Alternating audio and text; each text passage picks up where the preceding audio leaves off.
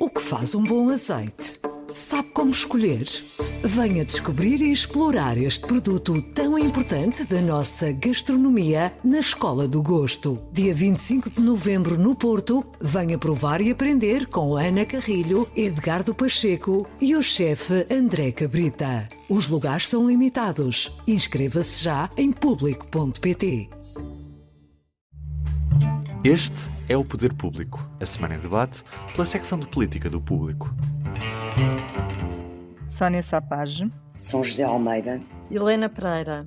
Eu sou a Ana Sá Lopes e este é o Poder Público. Estamos a gravar na quinta-feira, dia 27 de maio, pela hora do almoço, no dia seguinte ao encerramento da convenção do Movimento Europa e Liberdade, vulgo Congresso das Direitas. Sónia Sapage, Rui Rio fez bem a ir, ganhou alguma coisa com isso? E a presença de Passos, que, enfim, foi uma espécie de fantasma neste congresso, achas que o regresso de Passos é possível? Bem, já estou-te a fazer 3 perguntas numa quase. mas eu respondo. Rui Rio foi para passar a mensagem de que o seu lugar nunca será num congresso das direitas e isso tem a sua graça. Ele disse que o PSD não é um partido de direita, portanto nunca terá lugar num congresso das direitas, mas foi dizê-lo a um congresso que ficará para a história como o congresso das direitas. Bom, nesse sentido, no sentido da declaração da intervenção que ele fez, eu acho que mostrou a sua coerência, porque eu recordo-me que quando ele foi eleito líder do PSD, a proposta que ele fez foi de que a promessa que ele fez foi de que iria recentrar o PSD, que o PSD na altura estava mais próximo dos liberais, até por causa da governação de Pedro Passos Coelho, tinha havido a experiência da Troika e, portanto, ele prometeu que haveria um recentramento do PSD. É um dilema antigo do partido que o persegue praticamente desde a fundação, porque o PSD engloba em si dois partidos, um que é mais liberal e outro que é mais social-democrata, mais próximo do centro. E por isso oscila sempre entre o Bloco Central e os acordos com o CDS. Já aconteceu várias vezes no passado e não é só um dilema exclusivo do PSD. O PS também oscila entre estes dois lados sempre. Eu acho que ele quis fazer essa clarificação, não sei o que ganhou em fazê-lo naquele fórum, mas para o MEL, do ponto de vista do MEL, eu acho que foi um sucesso, não é? Tudo contribuiu para que fosse um sucesso. Sobre Passos Coelho, muito diretamente, sim, eu acho que pode voltar. Acho que, aliás, a sua eminência parda em todo o Congresso, que não foi uma eminência parda, foi um corpo presente no Congresso do MEL, nem sequer foi uma sombra. Foi mesmo para mostrar que ele ainda está vivo e que tem 56 anos e que estranho seria se pusesse um ex-primeiro-ministro se pusesse completamente fora do futuro político do país, sobretudo com o historial que ele tem. Acho que houve ali duas pistas para eleições futuras. Uma foi a presença de Passos Coelho, claro, e outra foi a de Paulo Portas. E não é necessariamente para já esta pista e não é necessariamente para o governo. Há presidenciais em 2026, não falta assim tanto tempo e eu acho que é também nisso que as duas figuras estarão a pensar. Portanto, achas que tanto pode ser Passos retorno à liderança do PSD, como Passos candidato presidencial? E Portas. E Portas, claro, Portas. Acho que essa eleição vai ser bastante rica em termos de candidatos. O que é que queres dizer? Achas que o Sur também vai lá? Por acaso tem sido um corpo presente nos últimos 15 dias. Eu estava a pensar mesmo era eventualmente no Primeiro-Ministro, que pode ter essas ambições. Acho que vai haver muita matéria jornalística nessas eleições. Fecha-se o ciclo de Marcelo e vai ser altamente disputado, claro. Acho que nos vamos divertir imenso, que é uma coisa que, enfim, nós todos gostamos um bocado. São José Almeida. André Ventura teve mais palmas do que Rui Rio, segundo o meu palmódromo pessoal, que penso que é correto. O que é que isso pode significar para o futuro da direita? Quer dizer, acho que as palmas nesta reunião não significam grande coisa. Se teve mais palmas, até porque Rui Rio foi lá fazer um discurso que era de alguma forma uma demarcação da reunião, e até é uma provocação, não é? Porque vai lá assumir claramente, como a Sónia já disse, que não tem nada a ver com aquilo. Portanto, creio que não é. Eu acho mesmo que esta reunião não vai ter muito significado para o futuro da direita. É uma tentativa de aproximação. Acho bem que devem conversar todos. Como eu já tenho dito, acho bem que lá tenham ido socialistas. É bom que as pessoas não sejam sectárias. É bom que se debata e se ouça aos outros e a opinião dos outros. E, portanto, a política só ganha e a direita portuguesa só ganha a encontrar-se, falar e até com a presença ainda tutelar de Passos Coelho presente na sala durante bastantes intervenções. A participação de Paulo Portas também acho que foi muito importante. Acho que foi um dos melhores discursos que eu ouvi. Eu não ouvi todos, mas um dos melhores discursos Foi, sim, foi de senhora. Paulo Portas. Foi, sim, senhora. Também Tivemos um Paulo Portas presidenciável, como a Sónia Sapaz dizia. Não, mas eu não me recordo de um discurso, aliás, Paulo Portas tem aparecido muito pouco, a não ser naquelas suas comentários políticos de domingo à noite, é verdade. Sim. Mas em termos políticos ele não tem aparecido, e embora ele tenha já estado nas anteriores convenções do BEL também, com Paulo Passos Coelho, mas foi de facto um grande discurso. Sim, mas tem um moderado, discurso, muito moderado. Um discurso a recolocar-se, até. Provavelmente a pensar nas presidenciais de que a Sónia estava a falar.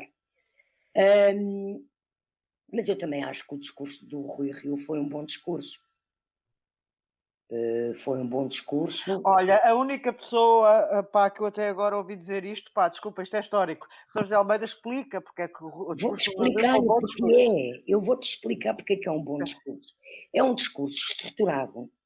É um discurso em que ele faz a rememoração da sua visão da evolução política dos últimos anos. Portanto, faz uma análise do passado recente, que é a análise dele, que não traz nada de novo, ele já disse aquilo, mas fala de forma sistematizada. Depois, apresenta o que é o seu programa para o futuro, que também não tem nada de novo, mas faz, portanto, é um discurso arrumado, estruturado, um discurso de fundo. Qual é o problema trágico disto tudo? Aquilo que Rui Rio quer fazer do PSD e da política e do país, que é ser ele o autor em conjunto com o primeiro-ministro do PS de reformas estruturais para o país, não tem interlocutor, porque António Costa não quer ser interlocutor. Apenas houve uma reforma de fundo em que PS e PSD, Governo e PSD, estão coordenados e trabalharam em conjunto, que é a reforma da LOBFA e da estrutura superior das Forças Armadas. Vá, traduz lá a LOBFA, vá. Lei Orgânica... Lei Orgânica, não sei, só sei que é a Lei Orgânica das Forças, do chefe de Estado, dos chefes da hierarquia das Forças Armadas e das Forças Armadas, e é nesse sentido da organização da hierarquia que foi alterada. Portanto, ou seja, eu acho que o Rio teve bem, que não se confunde com Ventura. Mas tu falaste de uma coisa trágica, que eu também acho que é absolutamente trágico. Não é uma tragédia Rui Rio ter apresentado o seu programa de sempre, que é um programa impossível. Portanto, temos o líder do maior partido. É impossível. É impossível porque não tem interlocutor. E ele está à espera de um dia ter. Quando António Costa se for embora... eu não sei quem é que se vai embora primeiro, se é o Rui Rio, se é António Costa. Pois, não sei qual é a resiliência de Rui Rio. Nós não podemos adivinhar o futuro, não é? Eu acho que podemos pelo menos interpretar o futuro, e a resiliência do Rui Rio parece que neste momento está numa situação, mas eu não sou especialista em física, nunca vi... Eu também, na minha opinião pessoal, provavelmente António Costa tem mais condições de resistir à frente do governo do que Rui Rio à frente do PSD neste momento, mas nós não sabemos se de um momento para o outro há um escândalo qualquer, há um derrapance qualquer da pandemia, da economia, e o governo cai de um momento para o outro. Não sabemos, nós em política não podemos fazer futurologia a esse nível. Conclusão, eu acho que esta reunião vai ter muito pouca influência no que será o futuro da direita, como aliás as anteriores têm tido. Permita-me Mas discordar. acho que se deu demasiada importância a esta reunião. A comunicação social. Meu Deus, completamente em desacordo contigo. Acho que de facto isto serviu para vários sinais, nomeadamente sobre a tragédia de Rui Rio, e que tem o tal programa impossível. Que já era conhecida. Ficou bastante exposta. Ficou exposta porque ele próprio a assumiu no discurso, não é? Sim, o que não significa que lhe tenha corrido bem. Mas pronto, Helena Pereira, avancemos. Quem saiu mais forte e quem saiu mais fraco deste estranho congresso das direitas? Vou tentar organizar as ideias de maneira a responder-te. Então, vou repetir algumas coisas que a São José e que a Sónia já disseram. Acho que uma das pessoas que saiu mais forte foi Pedro Passos Coelho. Eu sei que não é a primeira vez que ele está a assistir a um congresso destes, mas ele foi ali simbolizar um bocado o futuro e isso não pode de maneira nenhuma ser ignorado. Surpreendeu-me a forma como Ventura foi levado a sério e foi aplaudido no Congresso. Do ponto de vista de Ventura, para ele foi um ganho, não é? Para Ventura foi uma coisa boa, embora pessoalmente tenho pena que assim tenha sido. Foi também bom para a Iniciativa Liberal, especialmente na parte em que expôs as contradições do PSD. Também já falámos sobre isto. Também não foi só a Iniciativa Liberal que falou sobre isso, mas é verdade que vamos continuar a chamar-lhe um Congresso das Direitas. É um Congresso das Direitas em que as várias direitas se queixaram que o principal partido de direita esquece que é o principal partido da oposição e depois tem uma posição dúbia em relação ao PS. Sobre Paulo Portas, é verdade que tem aquele tom presidenciável, mas eu tive pena, ele na TVI evita falar sempre, ele é comentador semanal da TVI, evita-se a falar sempre sobre questões de política interna. E eu confesso, estava à espera de ouvir falar mais sobre política interna. E ele fez uma intervenção à TVI e depois no final disse 2 ou 3 frases que eu acho que foram as que os jornalistas mais registaram e que eu própria também registrei, que é quando ele fala de que ninguém tem likes por ser moderado e que a democracia está transformada numa gritaria. Eu gostei de ouvir essa parte, mas tenho pena, não o ponho nos que ganham mais, porque soube a pouco. Com uma pessoa com a experiência que ele tem de perdas e de ganhos à direita, por acaso tive pena que ele não ajudasse a apontar mais caminhos e não fosse mais concreto. Eu concordo com a Helena também. Acho que foi um bocadinho aquém do que podia ter sido.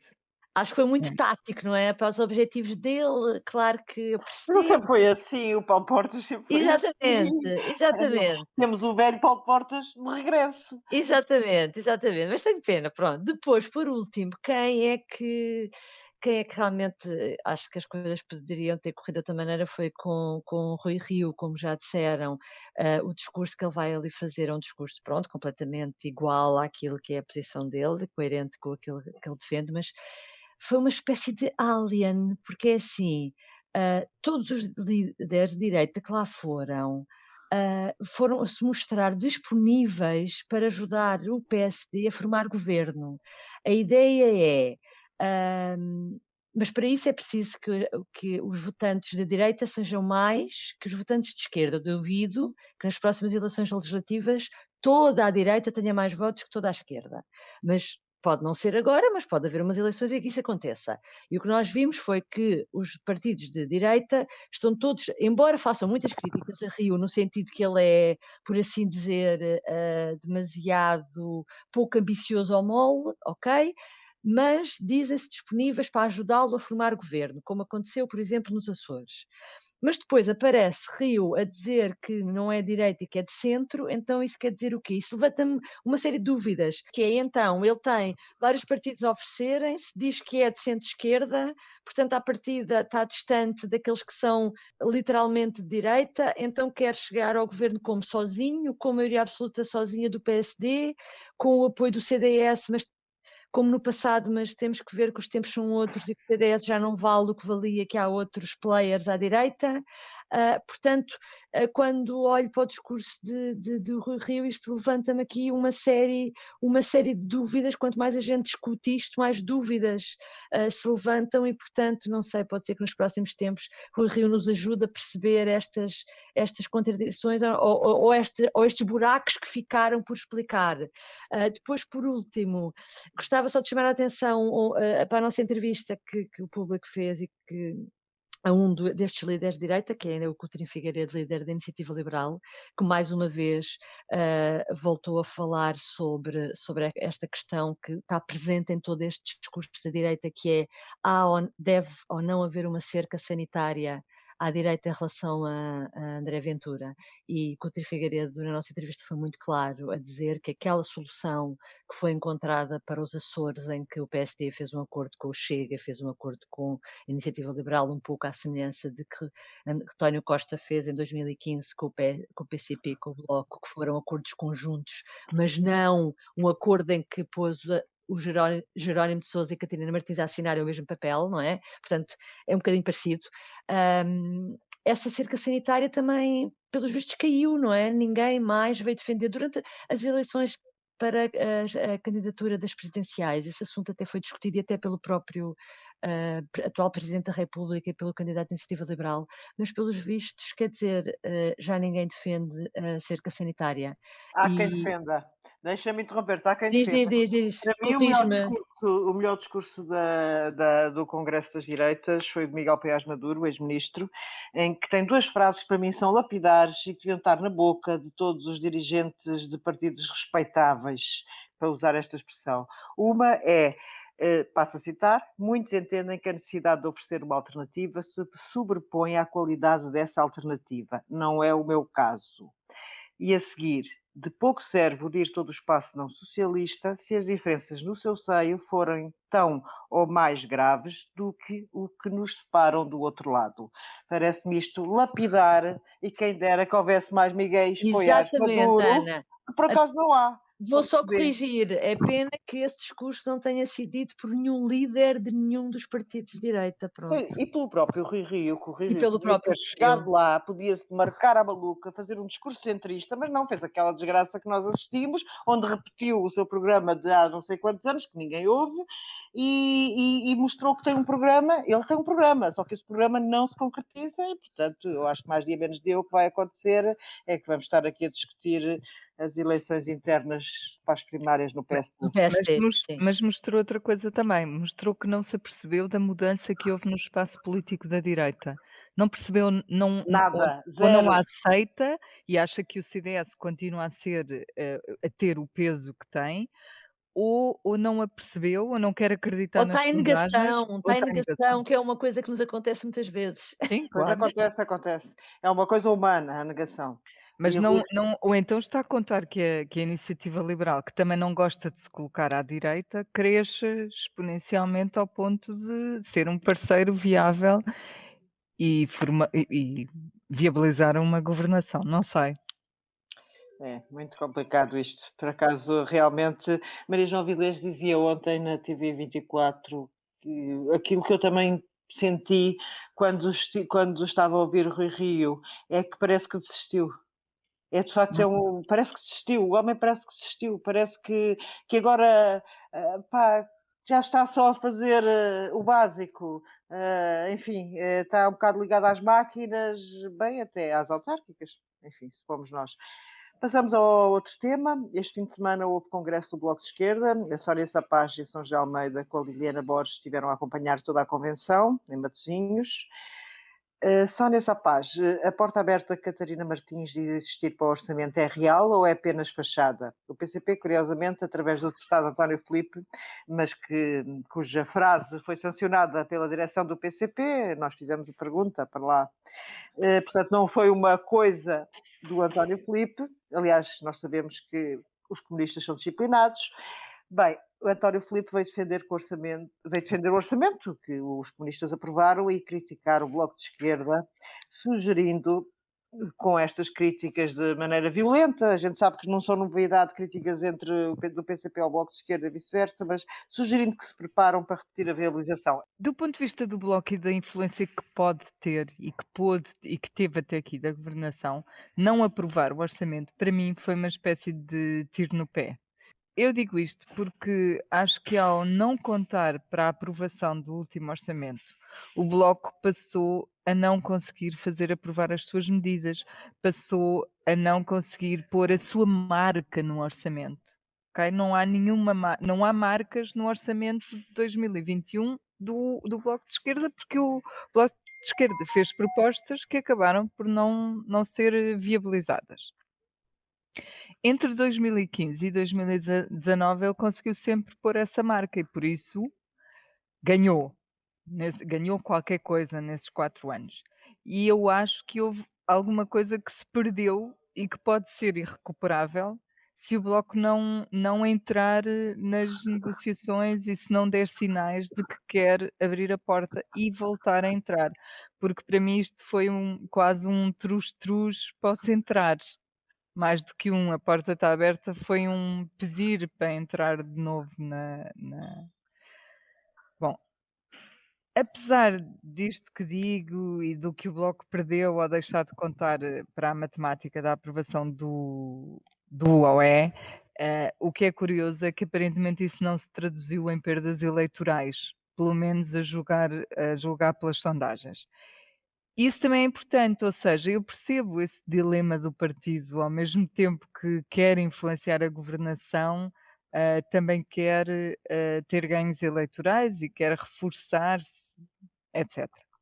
Claro que a partir do momento em que o PCP eventualmente se colocar de fora da aprovação do OE, este cenário muda, não é? Então o Bloco passa a ser um parceiro importante e um parceiro com poder de influência. O que é engraçado é que a relevância do PC e do Bloco neste momento estão ligadas, mas de forma diametralmente oposta, não é? Quando o PCP aprova o orçamento, o Bloco pode não contar para nada. Se o Bloco aprovar o orçamento, o PCP pode não contar para nada, que é uma coisa bastante substancialmente diferente do que acontecia na outra geringonça, digamos assim. Portanto, é o dilema que estes 2 partidos vão ter e eu não antecipo como é que este orçamento vai ser aprovado.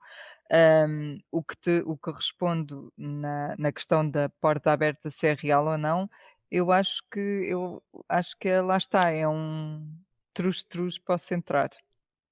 Ok.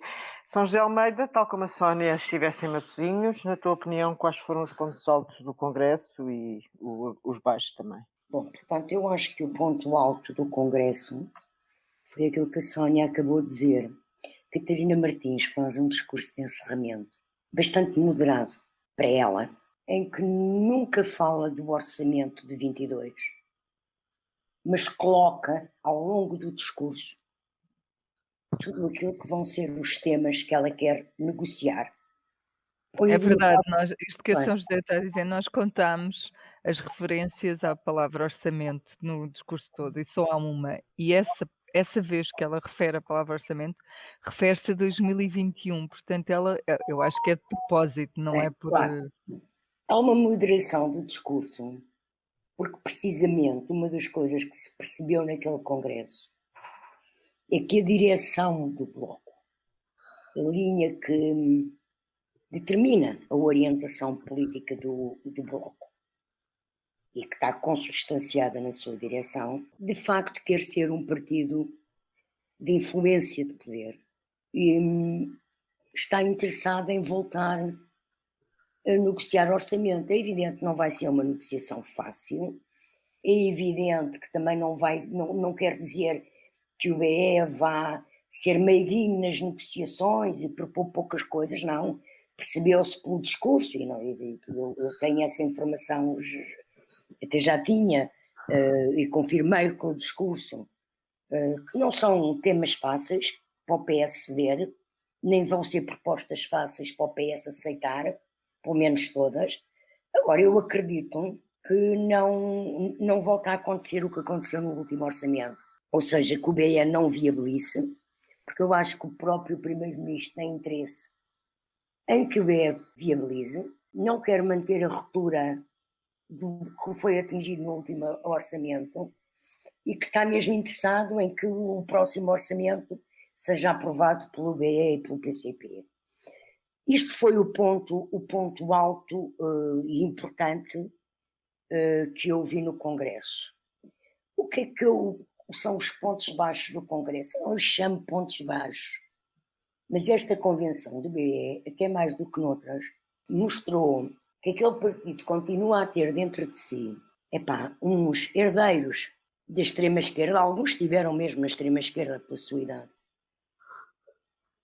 mas com um discurso desajustado, anquilosado, de um esquerdismo completamente radical, que é uma coisa que não faz nenhum sentido.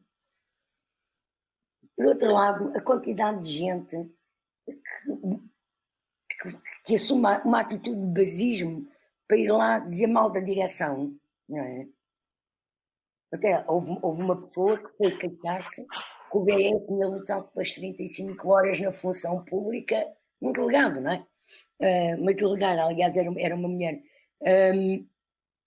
tinha lutado pelas 35 horas na função pública, mas praticava 40 horas dentro do partido, e que não havia diálogo e não havia isto, ou seja, há ali um lado folclórico de basismo e de extremismo que eles acham muito engraçado. O próprio Francisco Louçã disse que isso era ótimo logo no início, em declarações aos jornalistas, porque não queria estar num partido norte-coreano e tudo bem, mas quer dizer, há ali uma perda de tempo de ir ali falar só porque falar, terem os seus 5 ou 8 minutos de glória, que acho que é uma perda de tempo e que eles podiam ter perdido esse tempo a discutir coisas mais interessantes. Mas tirando isso, eu vi claramente até os vários dirigentes, os vários membros da direção que foram intervindo durante os 2 dias, completamente acertados, a defender posições que depois são as que Catarina Martins aborda no discurso final e que é o que está em cima da mesa para o orçamento, que é Serviço Nacional de Saúde, trabalho, não só a destroiquização do trabalho, do Código Laboral, mas plataformas digitais e teletrabalho, escalões do IRS, pronto, é aquilo que é a agenda deles e que nós escrevemos na altura, logo na segunda-feira, e que vamos ver o que é que no orçamento vai resultar destas posições. Porque eu lembro-me que na semana antes do Congresso houve um debate parlamentar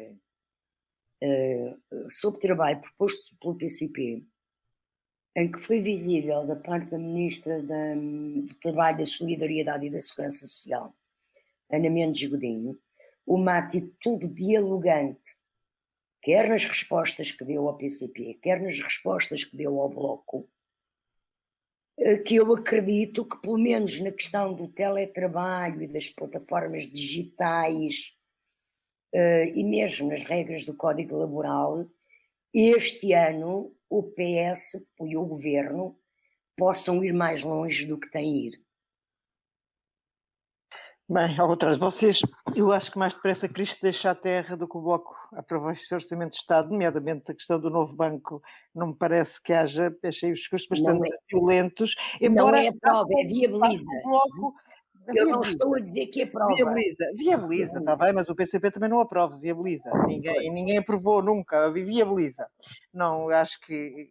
mas pode ser que todas as coisas mudem, haja elefantes a saltar as agulhas e António Costa faça uma mudança radical que não me parece. Bem, Helena Pereira, acreditas que há alguma possibilidade do Bloco de Esquerda aprovar o orçamento depois do que ouvimos na Convenção? Olha, eu vou ser assim um pouco cínica, porque é assim, na semana passada, acho que foi na semana passada, nós falámos sobre isto e eu disse que achava que o Bloco iria abster-se desta vez em vez de votar contra. Depois de ouvir o congresso do Bloco, fiquei com dúvidas sobre aquilo que eu própria tinha dito na semana passada e continuo com dúvidas. Principalmente aquela última intervenção de encerramento de Catarina Martins, eu diria que foi o discurso da oposição doce mais bem encenado que eu vi na política nos últimos tempos. A Catarina Martins é muito inteligente a encontrar o tom certo, nos momentos-chave para se dirigir às pessoas. Eu digo isto porquê? Porque durante muito tempo o Bloco enervava-se com António Costa e achava que o PS ficava aquém daquilo que devia, e depois a Catarina Martins vinha dar umas entrevistas muito duras e que nervavam muito o primeiro-ministro, e depois a tensão entre os dois partidos aumentava. E quando eu estava a ouvir Catarina Martins a falar com aquela doçura e com aquele otimismo e com aquela abertura para negociar, o que mais me pareceu foi que o Bloco de Esquerda está empenhado em desmontar a armadilha de António Costa. Há muita gente que diz que a armadilha de António Costa é ele quer eleições e quer provocar eleições sem que ele tenha de ser responsabilizado por isso.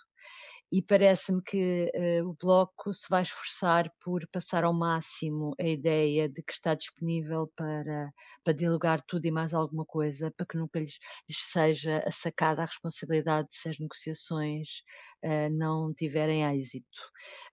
E nunca quererá que alguém aponte o dedo ao Bloco de Esquerda chamando-lhe de intransigente.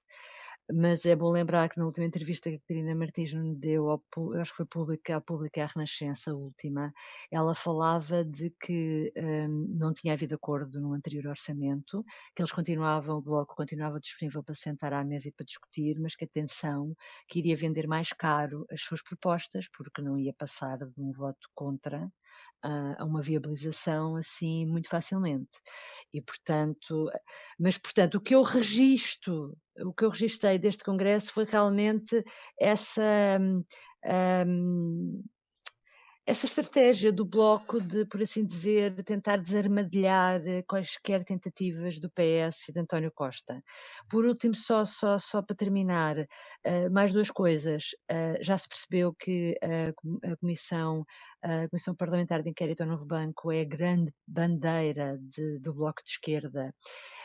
E até a mais eficaz, diria, para o eleitorado comum, que é dizer, apontar o dedo aos empresários, aos conluios entre empresas privadas, entre empresas e bancos, eventualmente entre empresas e responsáveis políticos. Ainda não chegámos propriamente aí, mas parece-me que é também uma das vias de fazer a oposição nessa comissão de inquérito, e isso é muito visível.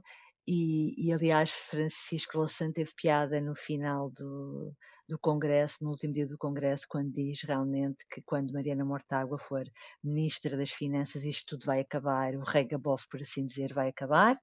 Só uma nota final, eu gostei de ouvir, achei piada realmente essas declarações de Francisco Louçã, mas ao mesmo tempo fez-me lembrar aquela declaração de Assunção Cristas, que dá uma entrevista a dizer que eu vou candidatar para chegar a primeira-ministra, e depois disso teve um mau resultado eleitoral e acabou por ter que abandonar a liderança do CDS. Portanto, vamos continuar a ver o que vai acontecer nos próximos tempos. Vamos ver, aliás, eu lembro de um congresso do CDS em que toda a gente dizia que a Assunção Cristas ia ser primeiro-ministra, era o speaker, aquilo foi uma galvanização absoluta e depois deu no que deu. Por acaso, enfim, as coisas em política às vezes são imprevisíveis, não é? Depois ainda teve um bom resultado nas autárquicas, que lhe deu assim um certo elan, mas é verdade. Teve em Lisboa um grande resultado, de facto. Mas de facto o PSD também perdeu por falta de comparência quase. Bem, o Poder Público volta para a semana e até lá. E obrigada por nos ouvir. Adeus. Até breve. O público fica no ouvido. Eu Gotta get rid of this old Backstreet Boys t-shirt. Tell me why. Because it stinks, boys. Tell me why. I've washed it so many times, but the odor won't come out. Tell me why. No, you tell me why I can't get rid of this odor. Have you tried Downy Rinse and Refresh? It doesn't just cover up odors, it helps remove them. Wow, it worked, guys. Yeah. Downy Rinse and Refresh removes more odor in one wash than the leading value detergent in 3 washes. Find it wherever you buy laundry products.